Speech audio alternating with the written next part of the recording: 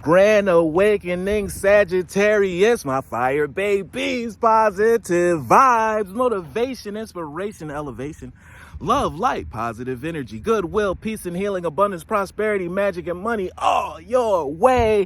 Please like, share, comment, and subscribe if this page has been a blessing to you. Check out my LinkTree. Link is in the bio.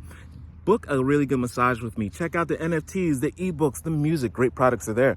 Your word of the day is faithfulness. Great is your faithfulness. This is the third door. You know what the key is to the opening this door is? Consistency.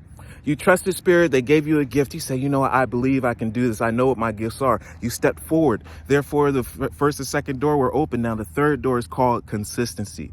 If you believe and have faith in yourself, if you believe in spirit and have faith in spirit that they're taking you in the right place at the right time because you are, you're going to get ready for a breakthrough. So the key to this door is faithfulness and consistency. I commit to my mind, heart, and will, and I'm devoted to the needs of my soul and my path. I trust myself.